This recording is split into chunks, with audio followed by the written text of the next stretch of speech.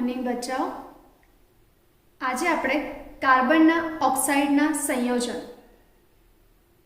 જેમાં carbon monoxide અને carbon dioxide દ્વારા થતું હવાનું પ્રદૂષણ, તેના દ્વારા થતું ક્ષોભ આવરણીય વિસ્તારમાં થતું પ્રદૂષણ વિશે થોડો અભ્યાસ કરીશું।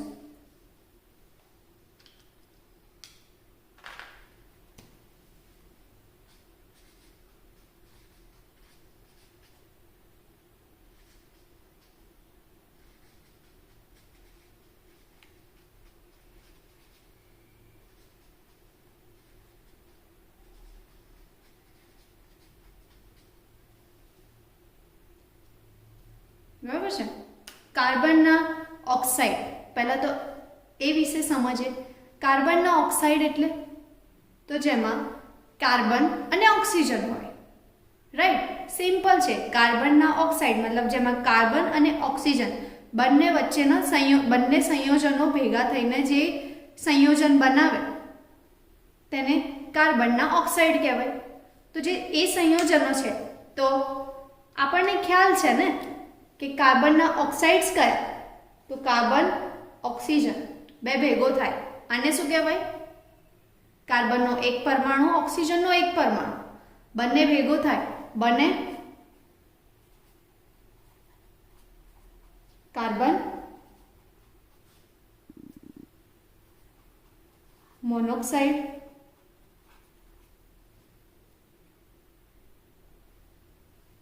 सेम कार्बन नो एक परमाणु ऑक्सीजन ना बे परमाणु बने शू कार्बन डायोक्साइड। घातक करो कोई आइडिया छे?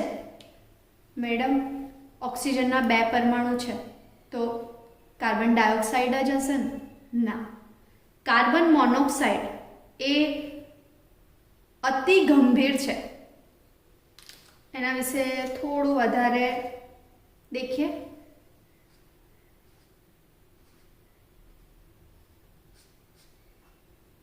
आने ने अमारी भाषा में अमे साइलेंट किलर कहीए छीए। साइलेंट किलर मतलब जे बतावे कि कई ज नहीं करतो बट बहु बधु करी जाय छे। मतलब एक तो आना गुणधर्मों में मेन वस्तु के ते रंगविहीन है, वासविहीन है। मतलब अपनी आजूबाजू भाई है तो भी आपने खबर नहीं पड़े कि ओ अहींया कार्बन मोनोक्साइड है, बराबर। एटले एने साइलेंट किलर कहीए छे।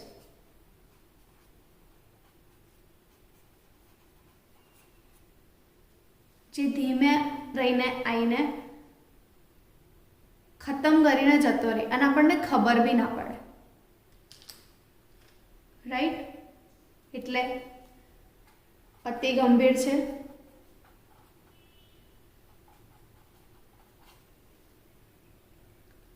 હવા પ્રદૂષણ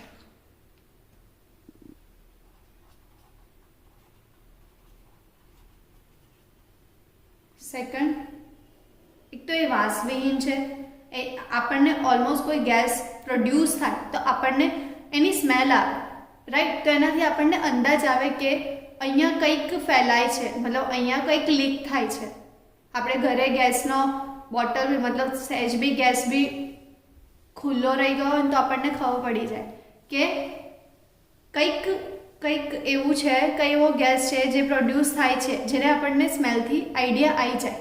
હવે એક તો આ વાસવિહીન છે, રંગવિહીન છે। એવું આમાં એવો કોઈ રંગ બી નથી કે આપણને ખબર પડે कि ओ आ कलर नो छे तो देख अहींया आ कार्बन मोनोक्साइड फैलाय छे ना। तो ए एटले पण घातक छे कि केम के ए रंगविहीन छे,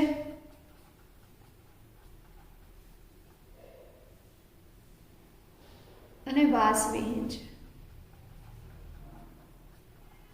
राइट। सजीव सृष्टि माटे भारे हानिकारक छे। ऑब्वियस सजीव सृष्टि माटे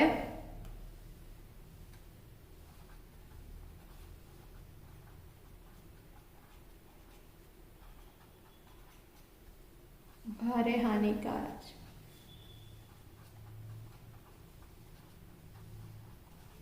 સોંગ યાદ આવે તમને આ કાર્બન મોનોક્સાઇડ માટે? ऑक्सीजन માટે તો આપણે કાલે શીખ્યા હતા, કયું? તું જરૂરી સા હૈ મુझको जिंदा रहने के लिए. અને કાર્બન મોનોક્સાઇડ માટે કયું સોંગ? બાપू सेहत के लिए तू तो हानिकारक है. રાઈટ, સમજણ પડી? કાર્બન મોનોક્સાઇડ સજીવ માટે ભારે હાનિકારક છે. હવે કઈ રીતે નુકસાન કરે છે એના વિશે થોડુંક વધારે દેખી લઈએ. તો કાર્બન મોનોક્સાઇડ એ કાર્બનના અપૂર્ણ દહનથી ફેલાય છે. આગળ ઉપર આપણે શીખ્યા હાઇડ્રોકાર્બન, વાહનોના ઈંધણના અપૂર્ણ દહનથી, મતલબ જે હાઇડ્રોકાર્બન્સ છે એના અપૂર્ણ દહનથી ફેલાય છે. કાર્બન મોનોક્સાઇડ કાર્બનના અપૂર્ણ દહનથી ફેલાય છે.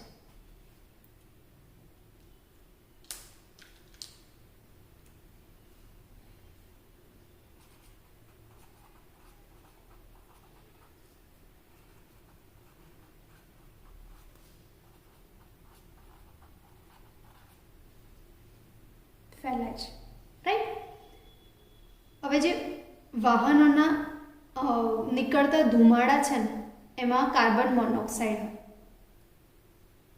વાહનોના નીકળતા જે ધુમાડા છે ને એમાં સૌથી વધારે કાર્બન મોનોક્સાઇડ હોય.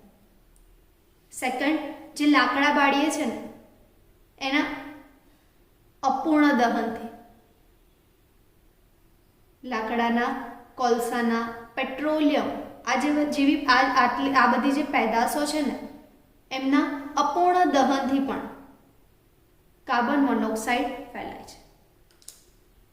હવે તમે જ વિચારો કે આ બધું લાકડા કાપીએ કોણ? લાકડાને બાળે કોણ?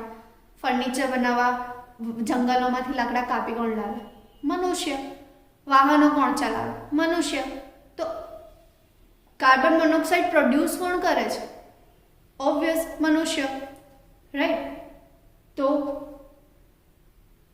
વાહનોના ધુમાડા આ સ્ત્રોત છે ને,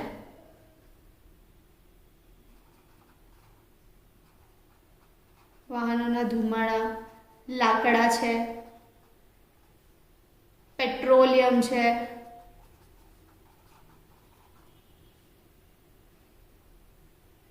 બીજું શું હતું? કોલસા. આ બધી જે પેદાશો છે તેમના અપૂર્ણ દહનથી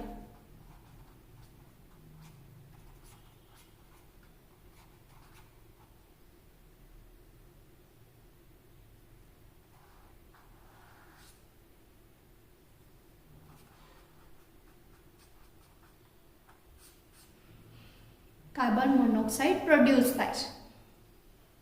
આટલું ખબર પડી?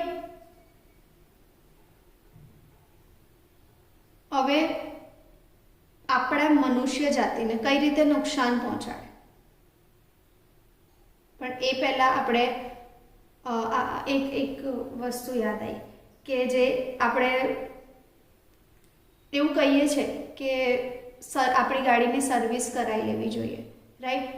વાહનોમાં જરૂરી પ્રદૂષણ નિયંત્રક સામગ્રીના અભાવે લીધે, મતલબ જે પ્રદૂષણ ફેલાય ને તો એનું નિયંત્રણ કરવાના ઇન્સ્ટ્રુમેન્ટ આપણી ગાડીઓમાં હોય છે.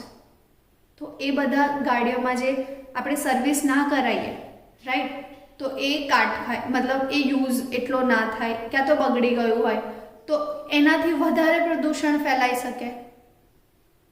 તો એ બધાના લીધે આપણે કહે છે કે ગાડીને સર્વિસ કરાવી લેવી જોઈએ. તો પ્લીઝ બને તો ટાઈમસર ગાડી, આપણે જે વ્હીકલ ચલાવીએ છીએ એને સર્વિસ કરાવી લેવાની. તો એનાથી કાર્બન મોનોક્સાઇડ ઓછો પ્રોડ્યુસ તો કરવાના જ છે આપણે, બટ ઓછો કરી શકીએ. રાઈટ. કારણ કે એક વસ્તુ છે કે વિશ્વમાં આપણે પોસિબલ જ નથી કે ગાડી વગર ચાલે. આપણે ગાડીઓનો એટલો યુઝ થઈ ગયો છે જેનાથી પ્રદૂષણ ફેલાય છે, બટ બને તો આપણી સાઈડથી આપણે વ્હીકલનો ઓછો યુઝ કરીએ. જેટલો ઓછો યુઝ કરીશું એટલું પ્રદૂષણ ઓછું ફેલાશે અને એ આપણા માટે જ હિતમાં છે, હે ને?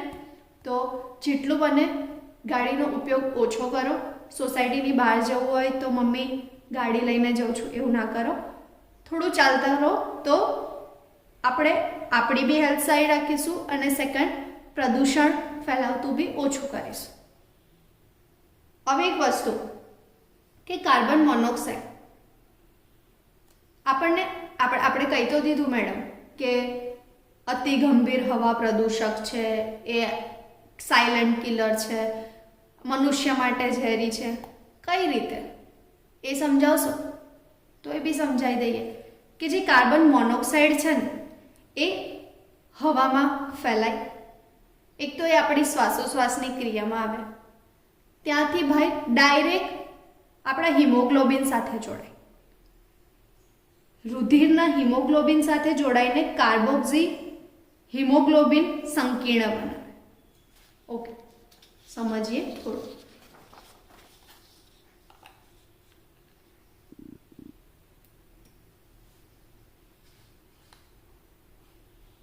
CO કાર્બન મોનોક્સાઇડ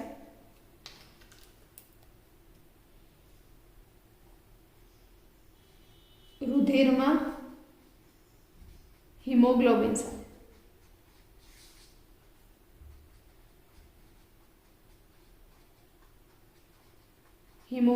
સાથે જોડાય. ઓબ્વિયસ છે એ વાતાવરણમાં છે તો એ આપણા શ્વાસોશ્વાસમાં જ હશે. એ આપણા શ્વાસોશ્વાસમાંથી રુધિરમાં બી જાય છે. રુધિરના હિમોગ્લોબિન સાથે જોડાઈને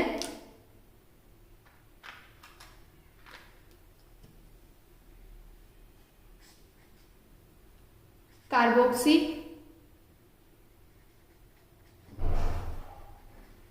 હિમોગ્લોબિન સંકુલ બનાવશે. આ જે કાર્બોક્સી હિમોગ્લોબિન સંકુલ છે એ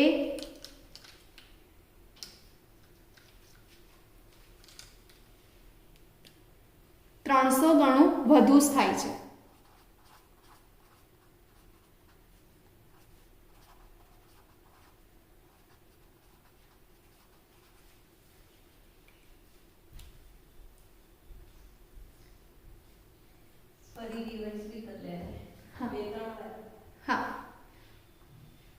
કાર્બન મોનોક્સાઇડ રુધિરના હિમોગ્લોબિન સાથે કાર્બોક્સી હિમોગ્લોબિન સંકુલ બનાવશે. બરાબર? આ જે સંકીર્ણ છે ને, સંકીર્ણ પણ કહેવાય. આ જે કોમ્પ્લેક્સ બનાવે ને એનું પ્રમાણ 3 થી 4% જ છે. તમે જસ્ટ ઇમેજિન કરજો, 3 થી 4% છે.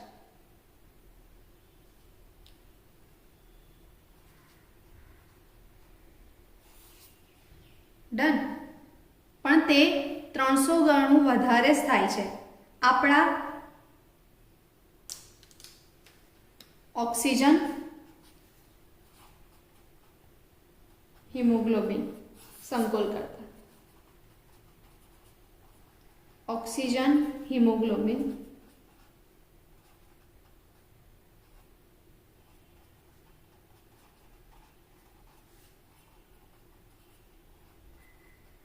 સંકીર્ણ કરતા 300 ગણું વધારે થાય છે.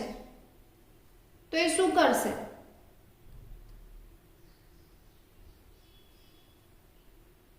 તો એ એક તો રુધિરમાં જાય.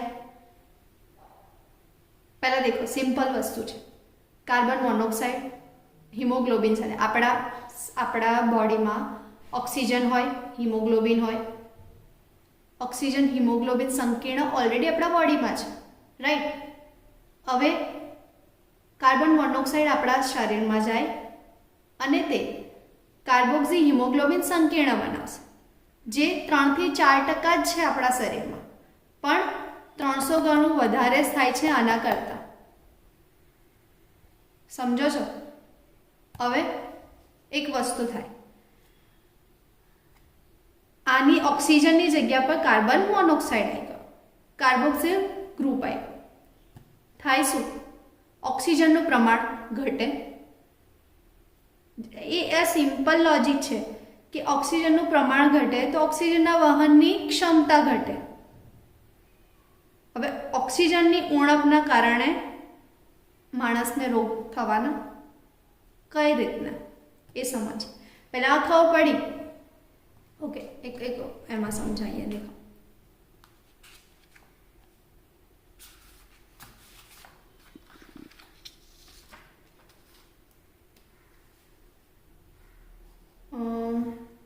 માણસની બોડી છે,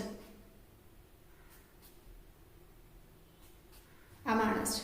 ડન. હવામાં CO છે. ઓકે, સમજો, બહુ જ સિમ્પલ વસ્તુ છે આ. હવામાં CO છે,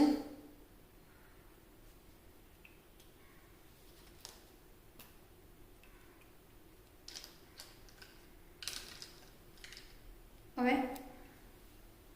આમ મનુષ્યમાં માણસ જીવે ક્યાંથી? એનામાં લોહી હોય પ્લસ ઓક્સિજન. ડન. આપણને એટલું તો આઈડિયા છે ને કે આપણા શરીરમાં હિમોગ્લોબિન અને ઓક્સિજનની માત્રા છે. આ હશે તો આપણે જીવીએ છીએ. હવે આપણા શરીરમાં ઓક્સિજન, હિમોગ્લોબિન,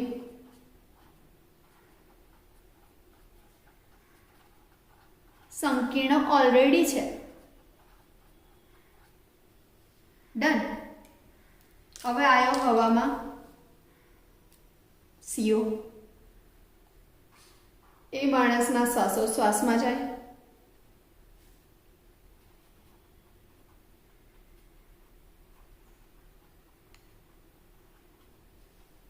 માણસના શ્વાસોશ્વાસમાં જઈને રુધિરમાં જાય.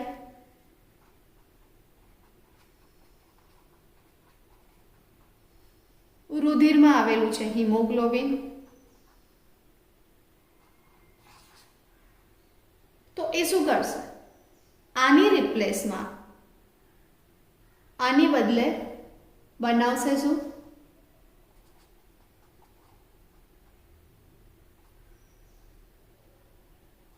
કાર્બોક્સી હિમોગ્લોબિન સંકીર્ણ. હવે જે આપણા શરીરમાં ખાલી 3 થી 4% છે, પણ તો બી ભારે હાનિકારક કેમ? કેમ કે યાર તમે સમજો ને, 3 થી 4% છે સ્ટીલ. આના કરતા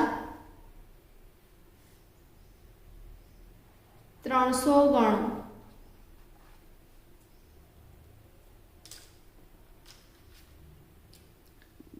વધારે થાય છે.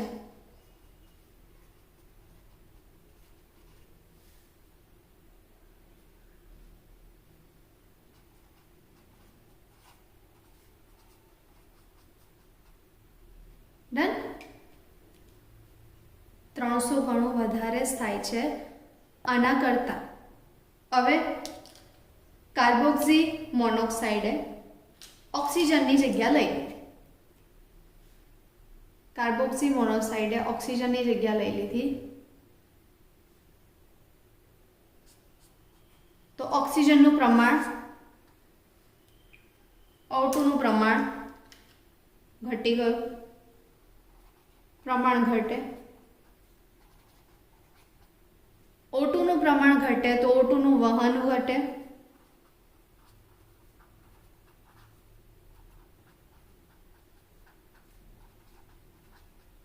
તમે આ બધાને શું કહેવાય, એક પછી એક સ્ટેપમાં દેખશો ને તો એટલું સિમ્પલ છે આ વસ્તુ કે એકની જગ્યા બીજાએ લીધી.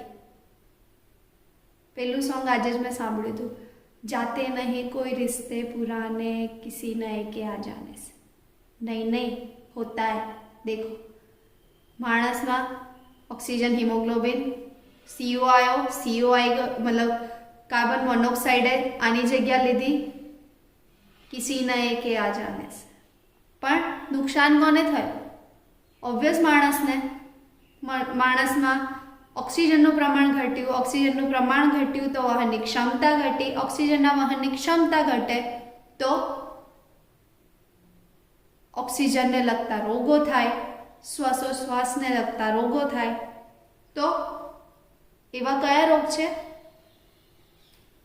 તો ઓક્સિજનની ઉણપના લીધે પહેલા તો માથું દુખવાનું ચાલુ થઈ જાય. એક સેકન્ડ.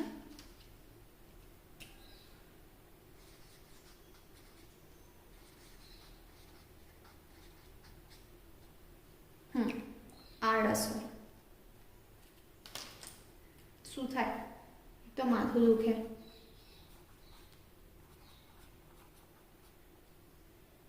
આંખોને નબળાઈ,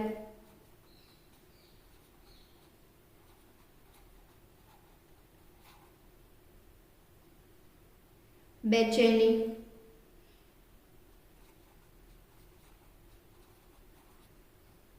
હૃદય અને રક્તવાહિનીનું કાર્યમાં ખલેલ પહોંચે,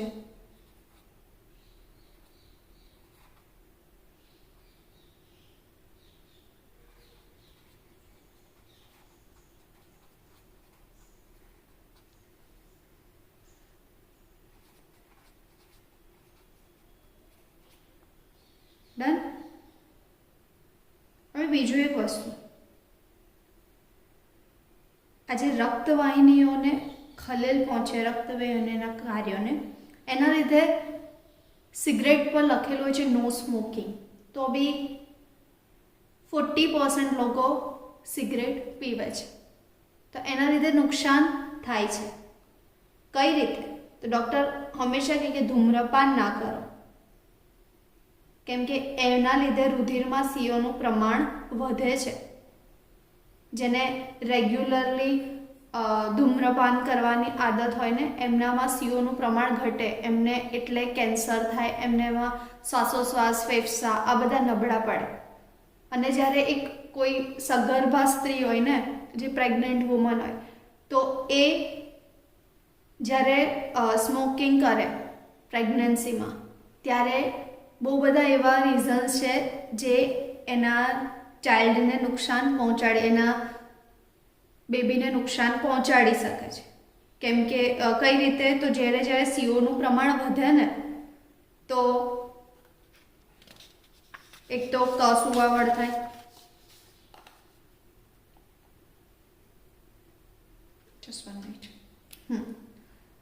ધૂમ્રપાન ન કરાય. કેમ? કેમ કે એમાં CO નું પ્રમાણ વધે.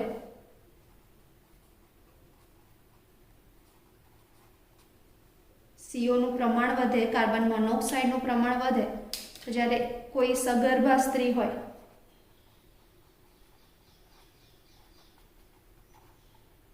તે ધૂમ્રપાન કરે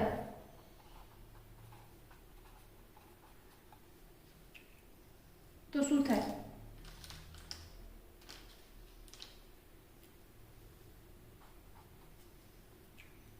કસુવાવડ. એક મિનિટ. કસુવાવડ થાય, મતલબ બેબી છે ને એ પ્રી મેચ્યોર થાય. એ નોર્મલી 9 મહિનાની પ્રેગ્નન્સી હોય, રાઈટ? તો એ પ્રી મેચ્યોર બેબી 7 મહિને બી આવી જાય, 5 મહિને બી આવી જાય, અને એ વખતે એ મતલબ એને કંઈક ને કંઈક ખોડખા પણ હોય એ રીતનું. બીજું, સ્વયંભૂ ગર્ભપાત, મતલબ સ્પોન્ટેનિયસ એબોર્શન થઈ જાય જાતે જ.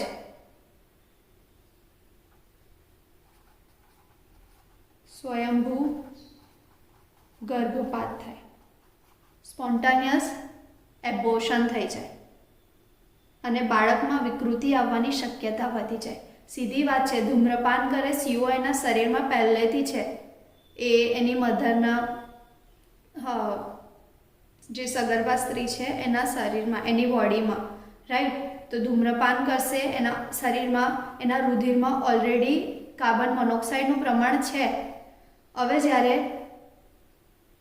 બેબી એના શરીરમાં છે, હજુ બેબી બોર્ન નથી થયું, તો એ બેબીના મતલબ બેબીના બર્થમાં પણ આ પ્રોબ્લેમ્સ આવશે. તો આ જે બેબી હશે ને એ કંઈક ખોળ ખાપણવાળું થશે, કસુવાવડ થાય, કાં તો સ્વયંભૂ ગર્ભપાત થાય, કાં તો વિકૃતિ આવવાની શક્યતાઓ વધી જાય બેબીને. બાળકને વિકૃતિ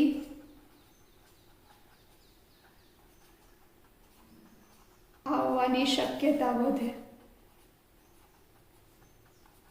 સોલ્યુશન શું? ધૂમ્રપાન ના કરો. બરાબર છે. હવે છે કાર્બન ડાયોક્સાઇડ. કાર્બન મોનોક્સાઇડ વિશે સમજણ પડી તમને લોકોને? બહુ જ સિમ્પલ છે, બહુ જ સિમ્પલ, પણ હા, જેટલો સિમ્પલ દેખાય છે એટલો જ ઘાતક પણ છે. કાર્બન મોનોક્સાઇડ ફર્સ્ટ ઘાતક કેમ છે? કેમ કે એ દેખાતો બી નથી અને એની સ્મેલ પણ નથી આવતી, તો આપણને ખબર જ ના પડે કે એ અહીંયા પ્રેઝન્ટ છે કે નહીં. રાઈટ? તો અતિ ઝેરી, અતિ નુકસાનકારક હવા પ્રદૂષક છે, જે વિવિધ અંગો અને પેશીઓને મતલબ જે પહોંચતો ઓક્સિજન છે એની રોકવાની ક્ષમતા વધારે છે. જે આપણે દેખ્યું ને આગળ કે હવામાં છે જે માણસના શ્વાસોશ્વાસમાં આવશે, ત્યાંથી રુધિરમાં આવશે, હિમોગ્લોબિનમાં.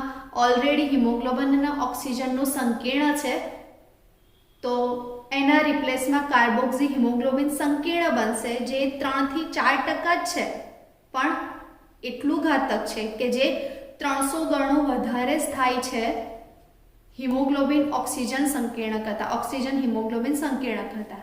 રાઈટ? હવે કાર્બન મોનોક્સાઇડ ઓક્સિજનના રિપ્લેસમાં આવી ગયું તો ઓક્સિજનની વહનની ક્ષમતા તો ઓછી જ થઈ ગઈ. તો જે ઓક્સિજનના વહનની ક્ષમતા ઓછી થઈ, જેના લીધે બહુ બધી આડઅસરો થશે માણસને. કઈ રીતે? તો એક તો એને માથું દુખશે, આંખોમાં નબળાઈ આવશે, બેચેની થશે, હૃદય અને રક્તવાહિનીઓને નુકસાન થશે. અને એટલે જ ડૉક્ટર સલાહ આપે છે કે ધૂમ્રપાન કરો નહીં. તો બી લોકો કરે છે, જેના લીધે અમુક સગર્ભા સ્ત્રીઓ, જે પ્રેગ્નન્ટ લેડી હોય, એ બી ધૂમ્રપાન કરે તો એના બેબીને નુકસાન પહોંચે છે, જેના લીધે કસુવાવડ, સ્વયંભૂ ગર્ભપાત, બાળકમાં વિકૃતિ આવવાની શક્યતાઓ વધે છે. સેકન્ડ છે કાર્બન ડાયોક્સાઇડ. ચલાવી લઉં ને? ઓકે. કાર્બન ડાયોક્સાઇડ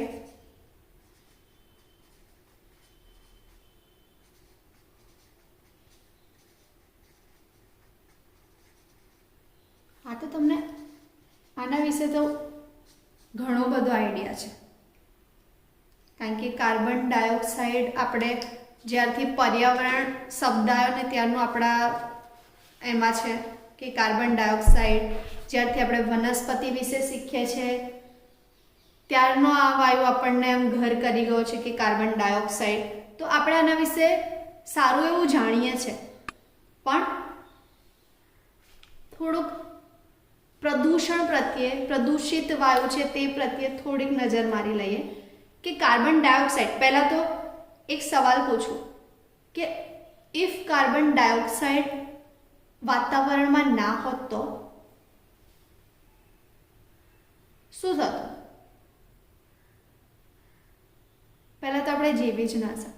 જેટલું ઓક્સિજનનું પ્રમાણ જરૂરી છે, કાર્બન ડાયોક્સાઇડ ઇમ્પોર્ટન્ટ તો છે ને, કેમ કે વનસ્પતિ પ્રકાશ સંશ્લેષણની પ્રક્રિયા આના જ રિપ્લેસમાં કરે છે. રાઈટ? તો અમુક જગ્યાએ કાર્બન ડાયોક્સાઇડ વાતાવરણમાં હોવું જરૂરી છે, એના વગર જીવન શક્ય જ નથી. પરંતુ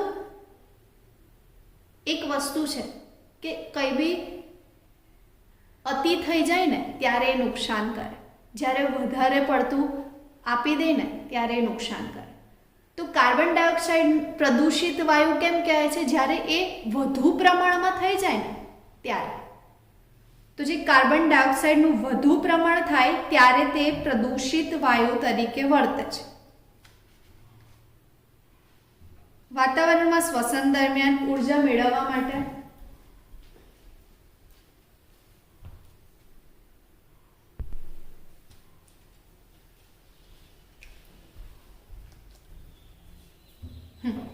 વાતાવરણમાં કાર્બન ડાયોક્સાઇડ જરૂરી તો છે જ, રાઈટ.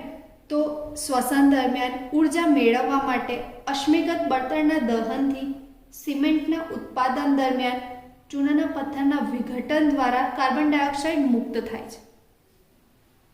મેડમ એટલું તો ખબર છે કે શ્વસન દરમિયાન કાર્બન ડાયોક્સાઇડ આપણે બહુ નાના હતા, આઈ થિંક થર્ડમાં હતા ત્યારના સમજીએ છીએ કે CO2 બહાર કાઢીએ, O2 અંદર લઈએ, પ્યોર O2 અંદર જાય, CO2 બહાર જાય, રાઈટ.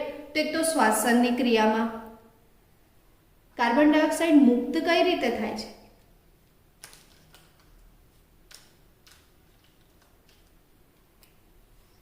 તો શ્વસન દરમિયાન સેકન્ડ ઉર્જા મેળવવા માટે અશ્મિગત બળતણના દહનથી,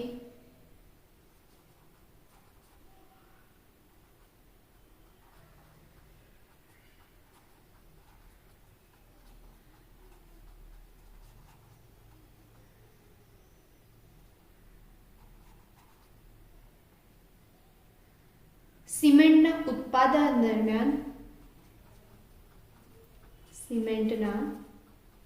ઉત્પાદન દરમિયાન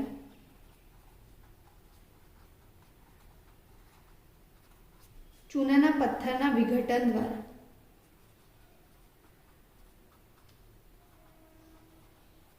CaO પ્લસ CO2 આ બધું આપણે શીખી ગયા છે, રાઈટ. જે રાસાયણિક પ્રક્રિયાઓ છે તેના વિઘટન દરમિયાન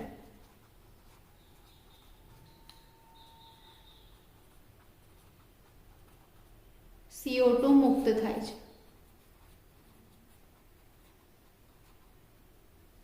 હવે જે જ્વાળામુખી ફાટે એમાં પણ CO2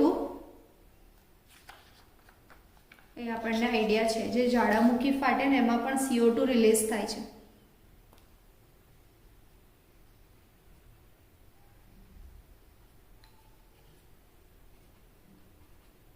આ બધા એના સ્ત્રોત છે, બરાબર. આ બધા એના સ્ત્રોત છે કે CO2 રિલીઝ કઈ રીતે થાય છે વાતાવરણમાં CO2 કઈ રીતે પ્રદૂષિત કરી શકે છે હવાને.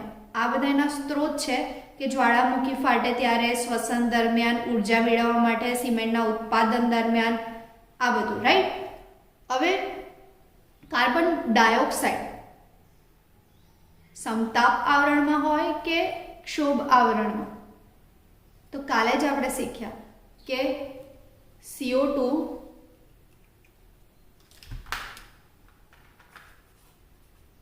એક ક્ષોભ આવરણમાં જ હોય, એક ખાલી ક્ષોભ આવરણમાં જ હોય છે. અને સામાન્ય રીતે તેનું પ્રમાણ તેના કદ કરતાં 0.03% જેટલું હોય છે. સામાન્ય રીતે તેનું પ્રમાણ તેના કદ કરતાં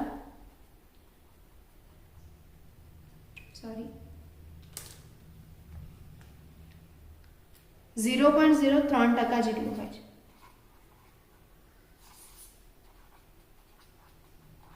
જેટલું હોય છે. હવે અશ્મિગત બળતણ, પેટ્રોલ, ડીઝલ, આપણે જે કોલસા છે, આ બધા જે સળગાઈએ ને, કોલ ને પીટ ને બધું, ત્યારે જે અશ્મિગત બળતણના વધુ ઉપયોગથી વાતાવરણમાં CO2 નું પ્રમાણ વધે છે.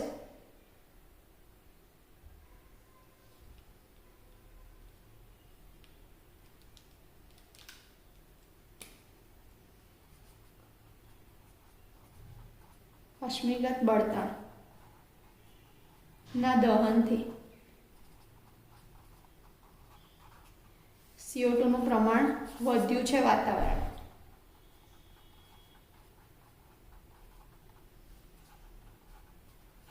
હવે નોર્મલી આપણે CO2 કઈ રીતે વર્ક થાય રેગ્યુલરલી?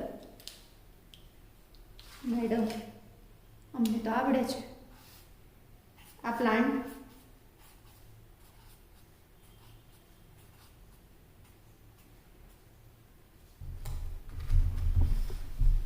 રાઈટ.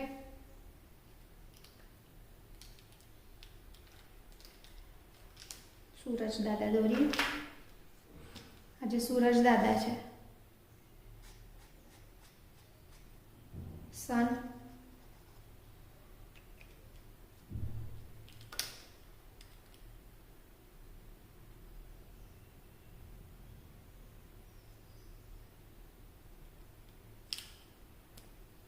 પ્લાન્ટ પર રાખે. એક તો અહીંયા જમીનમાંથી H2O મળે,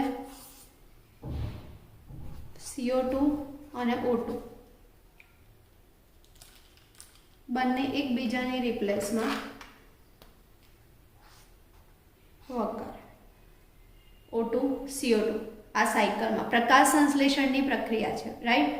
સૂર્યપ્રકાશની હાજરીમાં અહીંયાથી ખનિજ તત્વો પ્લસ પાણીનું શોષણ કરીને વનસ્પતિ O2 CO2 બંનેનું વહન કરીને ખોરાક બનાવે છે, રાઈટ.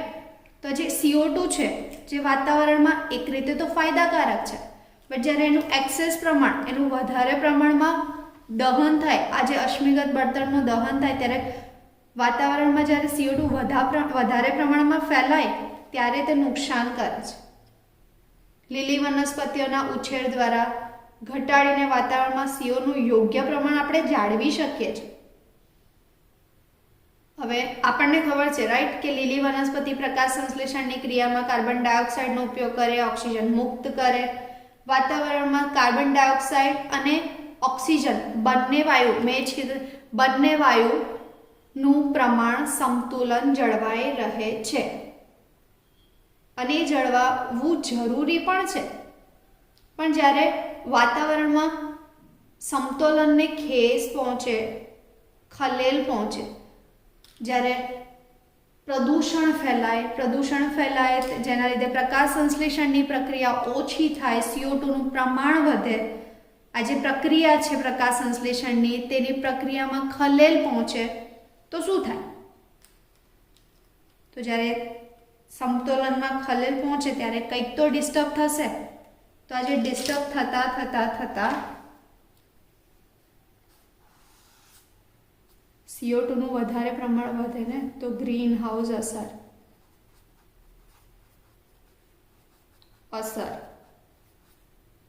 સર્જાય છે. Second, global warming.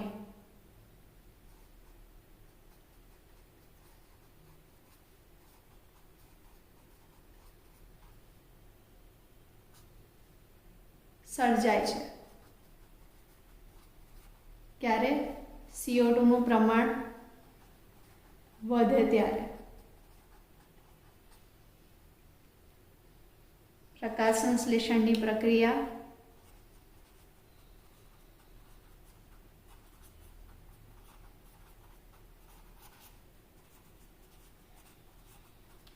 માં ખલેલ પહોંચે ત્યારે.